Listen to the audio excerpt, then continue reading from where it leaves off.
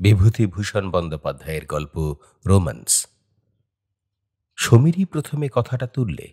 তার মতে এই যে রোম্যান্স, প্রেম ওসব নভেলিয়ানা কেবল নভেলেই চলে, বাস্তব জীবনে ওদের কোনো অস্তিত্ব নেই। তাতে সুধীরও যোগ দিল বলে মনে হলো। ক্রমে ক্রমে বাকি সবাই সমীরের মতোই মত ছিল। তারপর ক্লাবের বেয়ারা চা দিয়ে গেল। চা খেতে খেতে আমাদের গল্পের ধারা শীঘ্রই এসে টেনিসে পৌঁছালো অন্য সব দিনের মতো। ঘরের কোণে ব্রিজ টেবিলের আড়ালে রমেনবাবু এতক্ষণ আলোয়ান মুড়ি দিয়ে আরাম কেদারায় টান হয়ে শুয়েছিলেন। এতক্ষণ পর্যন্ত কোনো তর্কেই তিনি যোগ দেননি, বিশেষ কোনো কথাও বলেননি। চায়ের এক চুমুক খেয়েই একটু তাজা হয়ে নিয়ে বললেন, দেখো, তোমরা এতক্ষণ বকে যাচ্ছিলে, আমি শুনছিলাম। কথা কইনি বটে, কিন্তু যখন কথাটা উঠেছে তখন বলি শোনো। রোম্যান্স আছে এবং খুবই আছে। জীবনটাই তো একটা প্রকাণ্ড রোম্যান্স হে। সে চোখে দেখে কজন, দেখবার চোখই বা আছে কজনের। আচ্ছা, চাটা জুড়িয়ে যাচ্ছে, এসো খেয়ে নেওয়া যাক। শোনো, তারপর বলি। রমেনবাবু আমাদের ক্লাবের নতুন মেম্বার, মাস চারেক হলো যোগ দিয়েছেন। তাকে একটু অদ্ভুত ধরনের লোক বলে আমাদের সকলেরই মনে হয়েছে। ব্রিজ, টেনিস, বিলিয়ার্ড, দাবা কোনো খেলাতেই কোনো দিন তিনি যোগ দেননি। খুবই বেশি মেশামেশি বা গল্প কখনো তাকে করতে দেখা যায় না। আপন মনে এসে বসেন, কাগজপত্র পড়েন, সন্ধ্যার আগেই উঠে চলে যান। কিন্তু লোকটির মধ্যে এমন একটা জিনিস আছে যাতে ক্লাবের সকলেই তাকে পছন্দ করে। তিনি না এলে কেন তিনি এলেন না সে সম্বন্ধে আলোচনা হয়। এবং আরেকটা জিনিস যা আদৌ ক্ষুদ্র ব্যক্তিত্বের পরিচায়ক নয়, সেটা এই যে তিনি উঠে চলে গেলে তার পেছনে তার সম্বন্ধে মন্দ কথা কেউ কোনোদিন বলতো না। ইতিমধ্যে চা খাওয়া শেষ হয়ে গেছিল। রমেনবাবু চা পান শেষ করে রুমালে মুখ মুছে গল্প শুরু করলেন। বছর কয়েক আগে আমি তখন একটা স্বদেশী ব্যাংকের শেয়ার বিক্রি ও প্রচারের কার্যে ঢাকা যাই। সেই প্রথম ও অঞ্চলে যাওয়া। সময়টা শীতের শেষ হলেও কলকাতার ধারণায় আমি শীতের কাপড় সঙ্গে নিয়ে যাইনি বলে এক দফা পদ্মার স্টিমারে, তারপর ট্রেনে, শীতে হি হি করে কাঁপতে কাঁপতে রাত 9:30-10টার সময় ঢাকা গিয়ে পৌঁছলাম।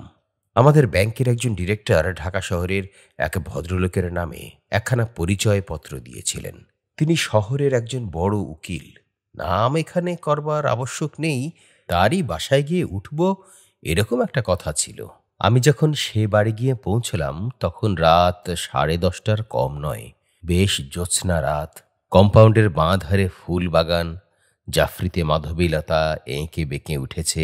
আলো আঁধারে পাতার আড়ালে বড় বড় ব্ল্যাক প্রিন্স গোলাপ ফুটে রয়েছে। এসব গাড়িতে বসেই কৌতূহলের সঙ্গে চেয়ে চেয়ে দেখছিলাম। গাড়ি থামতেই একজন হিন্দুস্তানি দারোয়ান রুটি সেঁকা ফেলে গাড়ির কাছে এসে সালাম করে দাঁড়ালো। তাকে জিজ্ঞাসা করে জানলাম উকিলবাবু কি কাজে কুমিল্লাতে গেছেন। আজ 3-4 দিন বাড়ি ছাড়া, কবে আসবেন তার ঠিক নেই। কোচম্যানকে গাড়ি ফেরাতে বলেছি। ডাক বাংলোতে অগত্যা উঠব, একটি ছেলে বাড়ির মধ্যে থেকে বার হয়ে এলো। সঙ্গে সঙ্গে সেই দারোয়ানটিও এলো। সে যে ইতিমধ্যে কখন বাড়ির মধ্যে ঢুকেছিল আমি লক্ষ্য করিনি। ছেলেটি বললে, বাবা কালকে সকালেই আসবেন, আপনি যাবেন না? শুনলে বাবা দুঃখ করবেন। রামদিন, বাবুর জিনিসপত্র নামিয়ে নাও। সুতরাং রয়ে গেলাম। আহার ও শয়নের ব্যবস্থা সুন্দর হলো। সারা দিনের পরিশ্রমে শীঘ্রই ঘুমিয়ে পড়লাম। পরদিন সকালে উঠে বাইরের বারান্দাতে বসে কাগজ পড়ছি। গৃহস্বামীর গাড়ি সদর গেট দিয়ে কম্পাউন্ডের মধ্যে ঢুকল।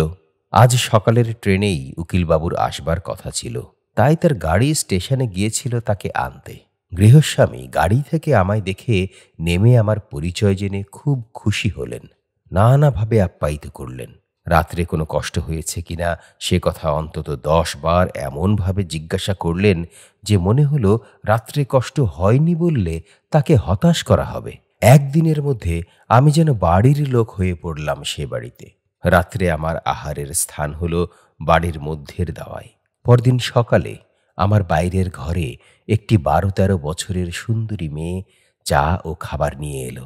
বেশ ডাগর ডাগর চোখ, কালো চুলের রাশ পিঠের উপর পড়েছে। মুখ দেখে বুদ্ধিমতী মনে হয়। চা ও খাবারের পাত্রটা টেবিলের উপর রেখে সে চলে যাচ্ছিল। আমি তাকে জিজ্ঞাসা করলাম, তুমি খুকি এ বাড়িরই না? নাম কি তোমার? সে হেসে বললে, বিনা। তারপরই সে চলে গেল। পরের দিন সকালে সেই মেয়েটি আবার চা নিয়ে এলো। ওই দিন সে অত শীঘ্র চলে গেল না। তাকে জিজ্ঞাসা করলাম, তুমি বুঝি স্কুলে পড়ো না? সে বললে, আমি মিডফোর্ড গার্লস স্কুলে পড়ি। কোন ক্লাসে পড়ো? এবার 4th ক্লাসে উঠেছি, এই জানুয়ারি মাসে। কি কি বই পড়ো? কিছুক্ষণ ধরে আমাদের কথাবার্তার ধারা ওই পথ ধরেই বেয়ে চলল। আমার ঘরের চেয়ারটার হাতলের উপরে বসল, বলল, আপনি বুঝি বই লেখেন? কি করে জানলে বলো দেখি? আপনার নাম দেখেছি। আমাদের বাড়িতে মাসিকপত্র আসে, তাতে আছে। কই, কোন মাসিকপত্র? আনো তো দেখি। বিনা 2-3খানা মাসিকপত্র নিয়ে এলো।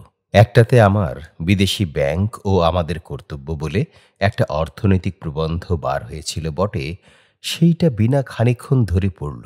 তারপর সেটা মুড়ে রেখে এ গল্প ও গল্প করতে লাগলো। আমি মুখে মুখে ট্রান্সলেশন জিজ্ঞাসা করলাম। সবগুলোর উত্তর দিলে। ঢাকা মিউজিয়াম দেখতে যাবার ইচ্ছা ছিল।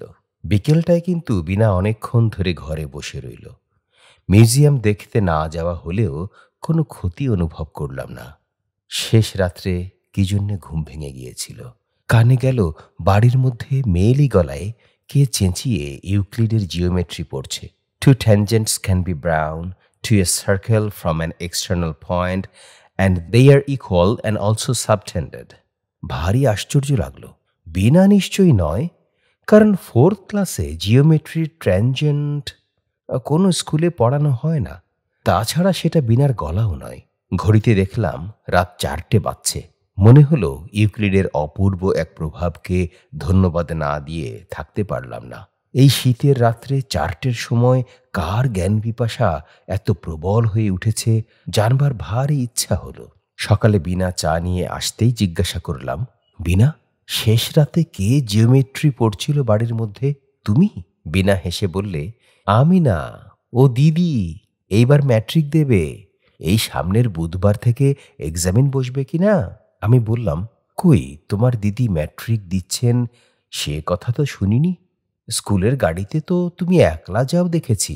বিনা হেসে গড়িয়ে পড়ে আর কি। বললে, বারে, বেশ লোক তো আপনি। দিদি তো এলাও হয়ে বাড়ি বসে পড়ছে। ও বুঝি আমার সঙ্গে রোজ রোজ স্কুলের গাড়িতে পড়তে যাবে? কথাটা বিনা ঠিকই বলেছে। তার হাসিটা নিতান্ত অসংগত নয় বটে। সেদিন বিকালে স্কুলের গাড়িটা যখন এসে লাগলো, তখন আমি রোয়াকে পায়চারি করছিলাম। বিনাকে নামতে দেখলাম না, কিন্তু আরেকটি মেয়ে নামলো। বয়স 15-16 হবে। অপূর্ব সুন্দরী। লাল পাড় সিল্কের জ্যাকেটের বাইরে নিটোল শুভ্র বাহু দুটি যেন হাতির দাঁতে কুঁদে তৈরি করা। একবার আমার দিকে চোখ ফিরিয়ে চেয়ে দেখে শান্ত গতিতে বাড়ির মধ্যে ঢুকল। সন্ধ্যার একটু আগে বিনা এসে বললে, চা এখন আনবো না বেরিয়ে এসে খাবেন? পরে একটু থেমে বলল, দিদিকে আজ দেখেছেন না? আমি তখনও ঠিক করতে পারিনি যে স্কুলের গাড়ির সেই মেয়েটি বিনার দিদি। পূর্বেই বলেছি, বিনা ভারী বুদ্ধিমতী মেয়ে। সে আমার মুখ দেখেই ব্যাপার বুঝে নিয়ে বললে, আজ বিকালে স্কুলের গাড়ি থেকে যে নামলো তখন, ওই তো দিদি। আমি তো আজ স্কুলে যাইনি। দিদি রিসিট আনতে স্কুলে গেছিল যে, ও বেলা। পরে সে বললে, দিদি আমাকে জিজ্ঞেস করছিল, বাইরের ঘরে ও ভদ্রলোকটি কে রে? মনে মনে অভিমানে বড় ঘা লাগলো। বড় মানুষের মেয়ে বটে, সুন্দরীও বটে, কিন্তু আজ 6-7 দিন যে আমি তার বাপের বৈঠকখানার একখানা চেয়ার টেবিলের মতো বাইরের ঘরের এক কোণে পড়ে আছি, এত দিনের মধ্যে এ হতভাগ্যের সম্বন্ধে সে সংবাদটুকুও কি তার কর্ণগোচর হয়নি? 2 দিন কেটে গেল। এ কয়দিনে আমি নিজের কাজে ব্যস্ত হয়ে যথেষ্ট ঘোরাঘুরি করলাম। তাতে ঠিক সময়ে স্নানাহার হয়ে উঠত না কোনো দিন। সুতরাং বিনার সঙ্গে দেখা হবার সময় হতো না। 3য় দিন সকালে বার হয়ে সন্ধ্যার কিছু আগে ফিরে এলাম। বারান্দাতে বসে একটু বিশ্রাম করছি। অপ্রত্যাশিতভাবে বিনা ঘরে ঢুকে হাসি মুখে বলল, ঠাকুর 2বার, তারপর আমি 2বার আপনাকে ডাকতে এসে ফিরে গিয়েছি। আপনার খিদে তেষ্টা কিছুই পায় না? কোথায় ছিলেন সারাদিনটা? আমি কৈফিয়ত দেবার আগেই সে আবার বলে উঠল, মুখ হাত ধুয়ে ফেলুন, আপনার চা নিয়ে আসি। বাবা এখনো কাছারি থেকে ফেরেননি, গরম জল চড়ানোই আছে। অল্প পরেই সে চা নিয়ে এসে অভ্যস্তভাবে সামনের চেয়ারের হাতলটার উপরে বসে অনর্গল বকে যেতে লাগলো। সব কথার উত্তর পাবার প্রত্যাশা সে রাখে না, আপনা আপনি বেশ বলে যেতে পারে। বললে, ভারী মজা হয়েছে। আমি আপনার একটা লেখা দিদিকে দেখিয়ে বললুম, পড়ে দেখো তো। দিদি পড়তে গিয়ে বুঝতে পারে না। দাঁড়ান, সেখানে আনি। আমার উত্তরের অপেক্ষা না করেই সে বাড়ির মধ্যে চলে গেল। কিন্তু সেদিন আর সে বাইরের ঘরে দেখা দিলে না। বিনার খামখেয়ালি ধরন আমার জানা ছিল, কাজেই এতে আমি কিছু মাত্র আশ্চর্য হলাম না। পরদিন সকালে সে এলো, হাতে একখানা বঙ্গবন্ধু। আমায় দেখিয়ে বললে, এই নিন, দিন দিকি বুঝিয়ে। লাল পেন্সিলে দিদি দাগ দিয়ে দিয়েছে জায়গাগুলো। সেই মাসের বঙ্গবন্ধুতে আমার যৌথ ব্যাংক ও মধ্যবিত্তের কর্তব্য বলে প্রবন্ধটা বেরিয়েছিল। হাতে নিয়ে মনে মনে বললাম, যদি ম্যাট্রিক ক্লাসের একটি মেয়েকেও তাক লাগিয়ে না দিতে পারলাম, তবে অনবরত দিন 15 ধরে ইম্পেরিয়াল লাইব্রেরি যাতায়াত এবং নানান ইয়ারবুক নাড়াচাড়া করার সার্থকতা আর কি হলো। বিনা বিকেলবেলা একখানা খাতা হাতে নিয়ে এসে বললে, চাটা খেয়ে নিন, নিয়ে দিদির ট্রান্সলেশনটা হয়েছে কিনা দেখে দিন তো। দিদি বললে আপনাকে দেখাতে। সেটা হাতে নিয়ে দেখলাম। বেশ গোটা গোটা মুক্তোর ছাঁদের লেখা বটে, কিন্তু ট্রান্সলেশনটা বিশেষ উঁচু দরের নয়। কাজেই যখন বিনা বললে, ধরুন 20 নম্বর আছে, কত নম্বর দেবেন আপনি? তখন একটু আমতা আমতা করে বললাম, নম্বর? তা এই ধরো, অবশ্যই বাংলাটা খুব শক্ত, তা ধরো এই 4 কি 5 দিতে পারি। মোটে? তবেই হয়েছে। দিদি তাহলে এবার ইংরেজিতে ফেল। ফেলতু, ফেলু। কথাটা শেষ করেই সে মুখে হাতখানা চাপা দিয়ে খিলখিল করে হেসে উঠল। আমি একটু অপ্রভিত হয়ে বললাম, না না, ফেল কেন হবেন? আর একটা সোজা দেখে করলেই। এটা বেজায় শক্ত কি না? বিকেলে এসে বিনা বললে, দিদি বলে দিলে আপনাকে রোজ রোজ তার ট্রান্সলেশন দেখে দিতে হবে। পারবেন তো? খুব খুব। নিয়ে এসো না কাল থেকে। কেন দেখে দেব না? সেদিন থেকে আমার কাজ হলো রোজ রোজ এক রাশ করে ইংরেজি ও বানানের ভুল সংশোধন করা। বেশ হাতের লেখাটি কিন্তু। খাতার শেষে গোটা গোটা ছাঁদে আমার নেপথ্যবর্তিনী ছাত্রীটির নাম লেখা থাকে, প্রতিমা দেবী। কয়েকদিন খুব গুমোটের পর বৈকালের দিকে সেদিন খুব বৃষ্টি হলো। উকিল বাবুর বাড়ির সামনে একটা বটগাছে নতুন পাতা গজিয়েছে। বারান্দাটাতে বসে সেদিকে চেয়ে আমি আমার দেশের বাড়ির কথা ভাবছিলাম। কতদিন যায়নি, কাজের খাতিরে বিদেশে বিদেশে বেড়াতে হয়। তবুও যখন নববর্ষা নামে, বৃষ্টি সজল বাতাসে এখান থেকে 300 মাইল দূরের সে গ্রামখানির ভিজে মাটির গন্ধ যেন ভাসিয়ে আনে। মনে হয় আমার ছোট ভাই অন্তু হয়তো এতক্ষণ আমাদের উঠানের বৃষ্টির জলে কাগজের নৌকো ভাসিয়ে খেলা করছে। গোসাই কাকাদের বৈঠকখানাতে এতক্ষণ তাদের মজলিস বসেছে। তখন বড় মন খারাপ হয়ে যায়। ইচ্ছা হয় চাকরি বাকরি ছেড়ে দিয়ে বাড়ি গিয়ে উঠি। উকিলবাবু কয়েকদিন রক্তাধিক্যের অসুখ হওয়ায় বাড়ির মধ্যেই ছিলেন, কাছারিও যাননি। তিনি ঝড় বৃষ্টি থামবার পরে বারান্দাতে এসে আমার পাশে একটা আরাম কেদারায় বসে নানা গল্প করতে লাগলেন। বেশ অমায়িক স্বভাবের ভদ্রলোকটি। বললেন, কদিন আপনার খোঁজ খবর নিতে পারিনি। কোনো অসুবিধা হয়নি আপনার? হ্যাঁ, দেখুন, বিনা বলছিল আপনি প্রতিমার ট্রান্সলেশন রোজ দেখে দেন। কিরকম বুঝছেন? পাশ টাশ করবে? ইংরেজিটা তেমন জানে না। যদি কিছু না মনে করেন, তবে আপনাকে একটু অনুরোধ করি, মেয়েটিকে একটু করে দেখবেন আপনার সময় মতো। শুধু ইংরেজিটা দেখে দিলেই। ওর মাস্টার ছিল, হঠাৎ মা মারা যাওয়াতে বেচারি জানুয়ারি মাসে বাড়ি চলে গেল, আর এলো না। অবশ্যই যদি আপনার, বলা বাহুল্য, আমাকে এই বিষয়ে রাজি করাতে তার যতটা বাক্য ব্যয় করার প্রয়োজন ছিল, তিনি তার চেয়ে যেন একটু বেশিই করলেন। তারপর 2 দিন কেটে গেল। প্রতিমা রোজ বিকেলে নয় দুপুরে খাতা নিয়ে এসে বসে। তার সঙ্গে থাকে বিনা। কোনো কোনো দিন সেও থাকে না। ধরনটি ওর ভারী মিষ্টি, অথচ ওর মধ্যে এমন একটা স্বাভাবিক গাম্ভীর্য আছে যা অবাধ পরিচয়ের পথে একটা সহজ ব্যবধানের সৃষ্টি করে। সেদিন প্রতিমা এসে সামনের চেয়ারখানাতে বসল। ট্রান্সলেশন দেবার পরে সে মুখ নিচু করে হেসে বলল, আমি পারবো না, এটা বদলে দিন। আমি বললাম, এমন আর শক্ত কি, করে দেখবে এখন সোজা। সে পুনরায় ঠিক সেইভাবে হেসে বলল, না, আমি পারবো না, আপনি বদলে দিন।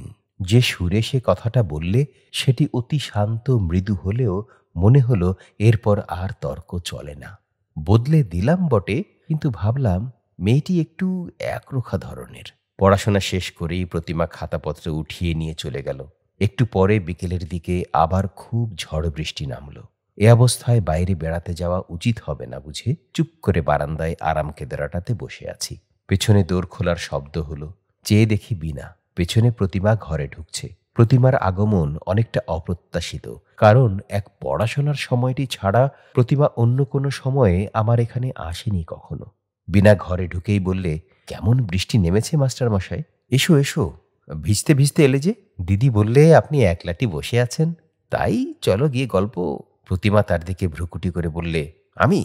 পূর্বে ও কথাটা মনে হয়েছে, এখনো মনে হলো।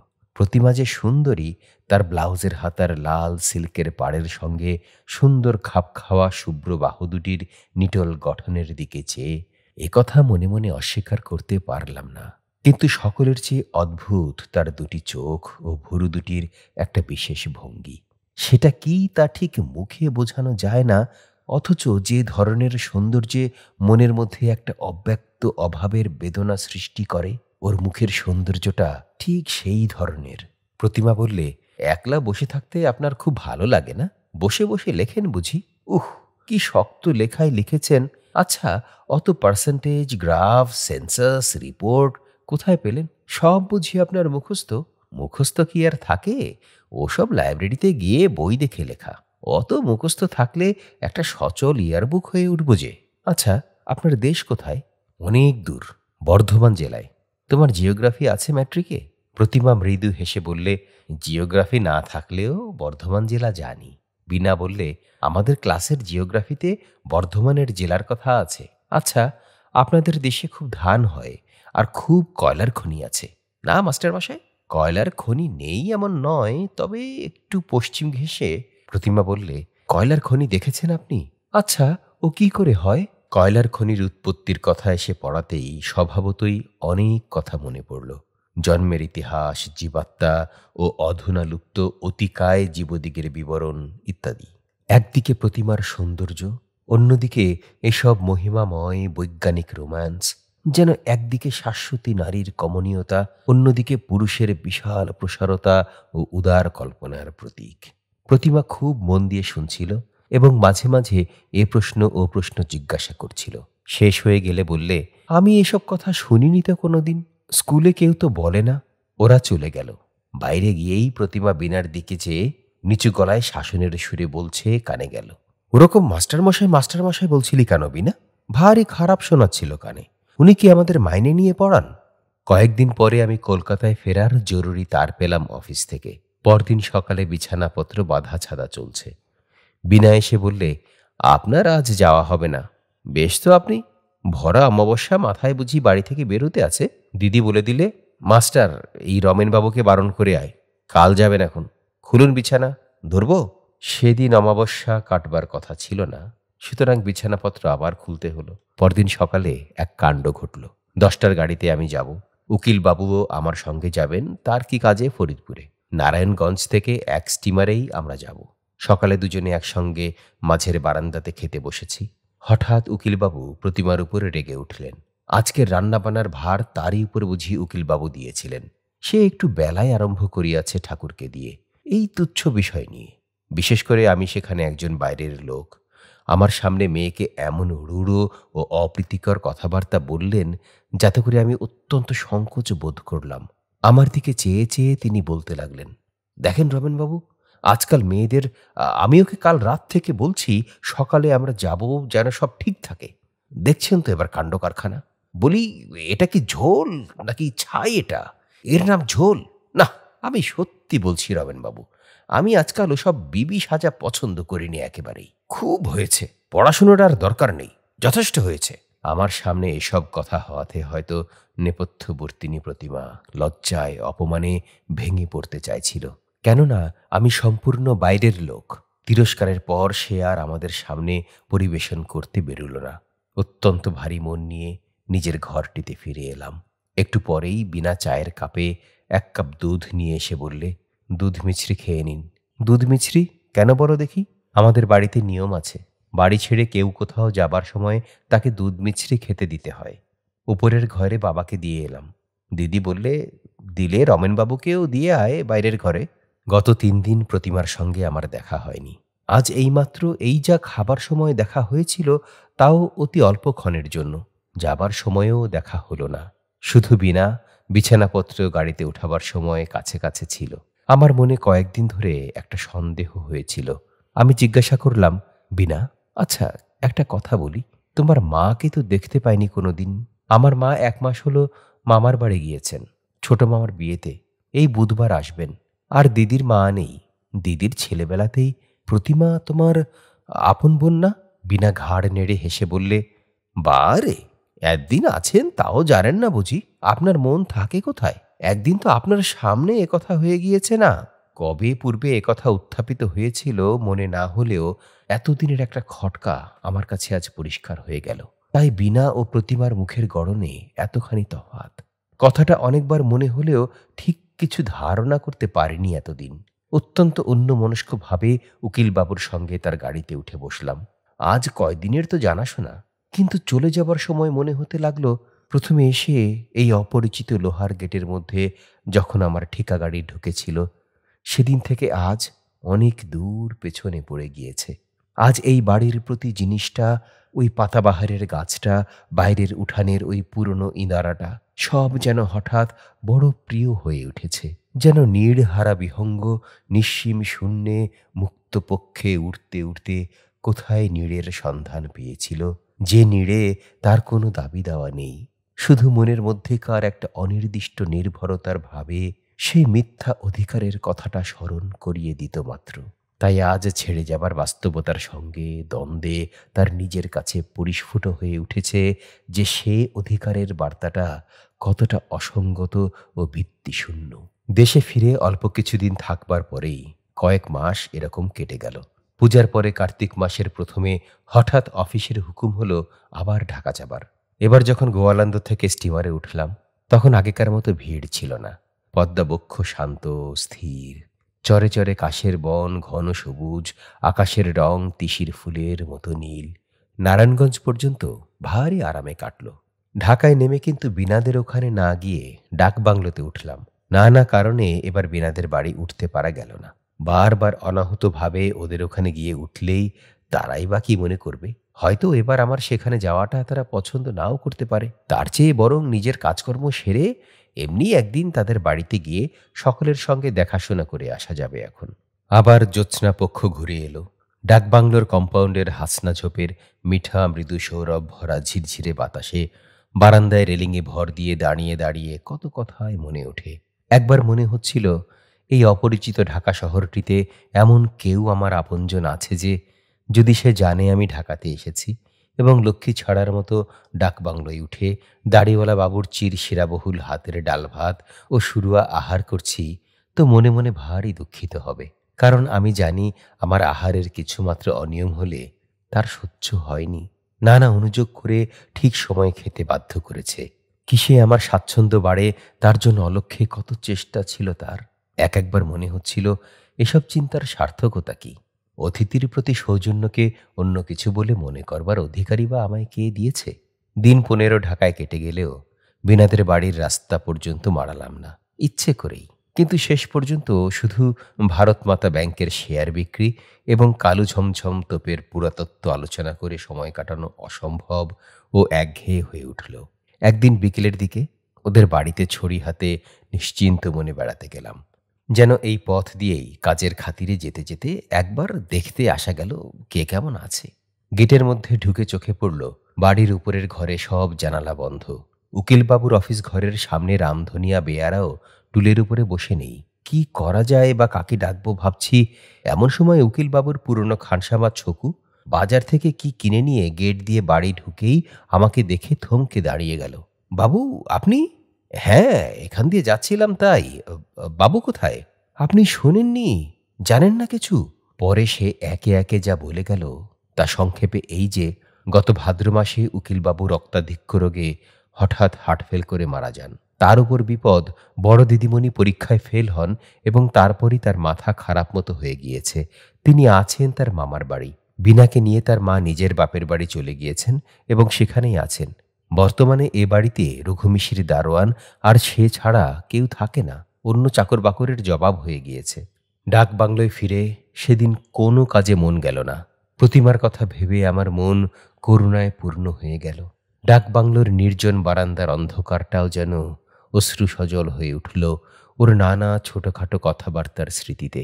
পরদিন সকালে আমি হঠাৎ আবিষ্কার করলাম যে ব্যাংকের শেয়ার বিক্রির কাজটা যে পরিমাণে হওয়া উচিত ছিল তা হয়নি। সকাল সন্ধ্যায় সব সময় মহা উৎসাহে ঘুরে ঘুরে অফিসের কাজ করে বেড়াই আর কলকাতার অফিসে বড় বড় রিপোর্ট পাঠাই। দিন পাঁচেক পরে সেদিন সকালে স্নান করে বসে খবরের কাগজ পড়ছি, এমন সময় ডাকবাংলোর বেয়ারা বললে, আপকো পাস এক আদমি আনে মাংতা হ্যায়। একটু পরেই দেখি উকিলবাবুর বাসার ছকু খানসামা বেয়ারার সঙ্গে ঘরে ঢুকছে। আমি আগ্রহের সুরে বললাম, কি মনে করে? ছকু বললে, পরশু ছোট দিদিমণি বাড়ি এসেছেন মার সঙ্গে। আপনি বাসায় গিয়েছিলেন শুনে আমায় বলে দিলেন ডাকবাংলোয় গিয়ে দেখে আয় তিনি আছেন কিনা। থাকলে আমাদের বাড়ি অবশ্যই করে একবার আসতে বলে আয় আমার নাম করে। আজই বিকেলে যেতে বলে দিয়েছেন। আমি তাকে বলে দিলাম, অফিসের কাজ সেরে বিকেলের দিকে আমি নিশ্চয়ই যাব। বিকেলে যখন বিনাদের বাড়ি গেলাম তখন সন্ধ্যা হবার খুব বেশি দেরি ছিল না। রাস্তার ধারে ধারে আলো দিয়েছে, মোড়ে মোড়ে ফিরিয়েওয়ালা চাই গরম বাকরখানি বলে হেঁকে যাচ্ছে। ওদের বাড়ি পৌঁছে বাড়ির মধ্যে খবর পাঠালাম। একটু পরে বিনা এসে পায়ের ধুলো নিয়ে প্রণাম করে মৃদু স্বরে জিজ্ঞাসা করলে, আপনার শরীর ভালো আছে? একরকম, মন্দ নয়। তোমরা, তোমাদের সব? বিনার চোখ দিয়ে ঝরঝর করে জল পড়ল। কথাটা জিজ্ঞাসা না করাই বোধহয় উচিত ছিল। সান্ত্বনাসূচক গোটা কতক মামুলি কথা বলে আনাড়ের মতো বসে রইলাম। কিন্তু ওই জন্যই আমি বিনাকে ভারী পছন্দ করি। এত অল্পক্ষণের মধ্যে সে নিজের দুর্বলতাটুকু সামলে নিলে যে আমি তাকে মনে মনে সাধারণ মেয়েদের চেয়ে উচ্চ আসনে স্থান না দিয়ে পারলাম না। চোখ মুছে নিয়ে বললে, আপনি এসে উঠেছেন কোথায়? ডাকবাংলোয়? আচ্ছা, এইবার তো আমরা এসেছি। জিনিসপত্র নিয়ে এখানে চলে আসুন কাল সকালেই। বিনা কথাটা এমন হুকুমের সুরে বললে যে তার প্রতিবাদ করা সম্ভবপর নয়। অন্য কথা তুলে সেটা চাপা দেবার জন্য নানা অনাবশ্যকীয় কথা উঠালাম, যেন প্রধানত সেইগুলো জানবার আগ্রহেই আমি এতটা পথ হেঁটে এসেছি। শেষে বললাম, প্রতিমা কোথায়? এ প্রশ্নটা অনেকবার মুখে এলেও এতক্ষণের মধ্যে কি জানি কেন একবারও মুখ ফুটে জিজ্ঞাসা করে উঠতে পারিনি। বিনা বললে, দিদি এখনো সারেনি। বড় মামাবাবু সঙ্গে করে চুনার নিয়ে গেছেন, সেখানেই আছে। কেবল আপন মনে বসে বসে কি ভাবে। এছাড়া তার আর কোনো খারাপ লক্ষণ নেই। কিছু খায় দায় না, শুতেও চায় না, বেড়াতেও যেতে চায় না। কেবল রাত দিন বসে বসে কি ভাবছে, ওই তার রোগ। পরীক্ষায় পাশ না করেই বোধহয় এমন হয়ে। বিনা বললে, শুধু পরীক্ষায় পাশ নয়, সে অনেক কথা। আপনাকে বলতে আর কি, আপনি ঘরের লোক। দিদি পরীক্ষা দেওয়ার পর বাবা তার এক সম্বন্ধ ঠিক করলেন। চাটগাঁয়ের উকিল, হাতে পয়সা আছে, কিন্তু তেজপক্ষের বর, বয়স 40-এরও উপর। দিদি সব শুনেছিল কিন্তু কিছু বলেনি। মা কত বোঝালেন, কিন্তু বাবার ইদানিং কেমন হয়েছিল জানি নে, দিদিকে একেবারে যেন বিষ নজরে দেখতেন। দিদি শেষে রাগে পড়ে খবরের কাগজ দেখে কোথাকার স্কুলে মাস্টারের দরখাস্ত করে, চাকরিও পায়। কিন্তু বাবার হাতে তাদের চিঠি এসে পড়ে। তারপর সেই কি অপমান আর সেই কি কাণ্ড। তারপরই পরীক্ষায় ফেল হলো, সে আবার এক কাণ্ড। বাবা হঠাৎ মারা না গেলে এ বিয়ে ঠিক হতো। এইসব গোলমেলে দিদি যেন কেমন হয়ে গেল। চিরকাল সে ভারী অভিমানী। দিদির কোনো দোষ ছিল না। সে যে মাস্টারের দরখাস্ত করেছিল, সে শুধু অপমানের জ্বালায় জ্বলে আর থাকতে না পেরে। তারপর বিনা আমায় বসতে বলে তাড়াতাড়ি বাড়ির মধ্যে চলে গেল এবং কিছুক্ষণ পরে পুরনো দিনের মতো নিজের হাতে চা ও ঝিয়ের হাতে জল খাবারের রেকাবি আর জলের গ্লাস নিয়ে ঘরের টেবিলে রেখে বললে, আসুন দেখি, খেয়ে দেখুন তো চাটা। তবে কি আর আপনার ডাকবাংলোর বাবুর্চির মতো হয়েছে? বিনা আগেকার চেয়েও সুশ্রী ও মাথায় বড় হয়ে উঠেছে। তবে ওর ধরনগুলো ঠিক আছে, একটুও বদলায়নি। বেশ লাগে ওকে। উঠবার সময় বিনা বললে, কিন্তু আপনি কাল সকালে আসবেন তো? আমি মাকে বলেছি, আপনি না এলে ভারী রাগ করব কিন্তু বলে দিচ্ছি। কাল রঘু মিশিরকে সকালে ডাকবাংলোয় পাঠিয়ে দেব এখন। আমি তাকে বুঝিয়ে বললাম, এবারকার অফিসের কাজ শেষ হয়ে এসেছে, বেশি দিন আর ঢাকায় থাকতে হবে না। অল্প দিনের মধ্যেই কলকাতায় যেতে হবে, বরং এরপর যখন আসব ইত্যাদি। বিনা কিন্তু কিছুতেই শুনলে না। তার মনেও বেশি কষ্ট দিতে পারলাম না। রাজি হয়ে বললাম, আচ্ছা তাই হবে, তবে একটু দেরি হয়ে যাবে হয়তো। এই বেলা 9টার মধ্যেই আসব। বিনা খুব খুশি হয়ে বললে, আপনার সেই ঘরটাতেই থাকবেন। সকালেই 8টার আগে আমি রঘু মিশিরকে পাঠাবো। চলে আসবার সময় আবার ডেকে বললে, সকালে চা খেয়ে আসবেন না যেন। এখানে এসে খাবেন। ডাকবাংলোয় ফেরবার পথে সেদিন একটা সত্য আমার কাছে বেশ পরিস্ফুট হয়ে উঠল। হঠাৎ বীণারা আমার বড় আপন হয়ে উঠেছে। এত অল্প দিনে যে উপকরণে গাঁথুনি পাকা ও শক্ত হয়ে ওঠে, ওদের দিক থেকে অন্তত তার কোনো কার্পণ্য তো ছিল না। মানুষের সঙ্গে মানুষের এরকম সহজ সম্পর্ক আদান প্রদান যে জীবনে কত বড় সম্পদ, তা অনেক স্থলে আমরা বুঝি নে বলেই সকল সম্বন্ধকে ছোট করে দেখতে শিখি। মেয়েরা এটা কেমন সুন্দরভাবে পারে। তাদের চরিত্রগত সেবা প্রবৃত্তি ও মুগ্ধ মনের সৌন্দর্য জগৎকে যে কত দিক থেকে মঙ্গল ও কল্যাণ ভরে রেখেছে, তার বাস্তবতা সেদিন নির্জন ডাকবাংলোর বারান্দাতে বসে মনে প্রাণে অনুভব করলাম। সব কথা বুঝিয়ে বলা যায় না। শুধু নক্ষত্রদল যখন অনন্ত অন্ধকারের মধ্যে কাঁপে, রাত্রি অপূর্ব রহস্যময় হয়, নৈশ পাখির ডাক দূর থেকে ভেসে আসে, মনের মধ্যে নাম না জানা উল্লাসে সে সত্যটুকু নিজের কাছে পরিস্ফুট হয়ে ওঠে। ডাকবাংলোয় ফিরে দেখি আমার এক পুরনো বন্ধু আমার জন্য অপেক্ষা করছেন। তিনি ইন্স্যুরেন্সের দালাল, নারায়ণগঞ্জের কাজে এসেছেন এবং সেখানেই আছেন। তার নামে একটা মানি অর্ডার এসেছে, কিন্তু সেখানকার পোস্টমাস্টার তাকে চেনেন না। তাকে শনাক্ত করবারও কেউ সেখানে নেই বলে টাকা দিচ্ছেন না। এদিকে তার হাতেও এক পয়সা নেই। এখন কি করা যায়? খুব ভোরের ট্রেনে বন্ধুকে নিয়ে নারায়ণগঞ্জে রওনা হলাম। যাবার সময় চৌকিদারকে বলে গেলাম, কেউ এসে খোঁজ করলে বলবে যে জরুরি কাজে নারায়ণগঞ্জে চলে গিয়েছি, আজই ফিরব। নারায়ণগঞ্জে কাটল 2 দিন। মহা হাঙ্গামা। পোস্টমাস্টার আমাকেও চেনেন না, টাকা কিছুতেই পাওয়া যায় না। দু একজন যাদের সঙ্গে পূর্বে পরিচয় ছিল, তারা টাকাকড়ির হাঙ্গামা শুনিয়ে পিছিয়ে গেলেন। অনেক কষ্টে শেষে কাজ মিটল।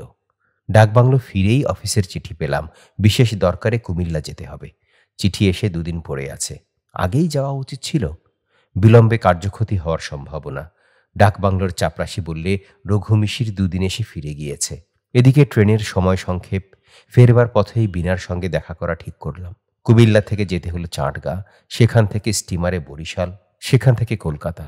তারপরেই ফাগুন মাসে আমার ছোট বোনের বিবাহ উপলক্ষে 1 মাসের ছুটি নিয়ে বাড়ি। ছোট বোনের বিবাহ শেষ হয়ে যাবার অল্পদিন পরেই মা পড়লেন অসুখে এবং মাসখানেক ভোগবার পর চৈত্র মাসের মাঝামাঝি সেরে উঠলেন। কিন্তু চেঞ্জে যাওয়ার দরকার হলো। অফিসে আরও 1 মাস ছুটির দরখাস্ত করাতে তারা ছুটি তো দিলেই না, বরং লিখলে শীঘ্র কাজে যোগ না দিলে অন্য লোক বহাল করবে। চাকরিতে ইস্তফা দিয়ে এক লম্বা পত্র লিখলাম সেখানে। তাই এতদিন পরে ভেবে দেখি, জীবনের গতি অপূর্ব, অদ্ভুত।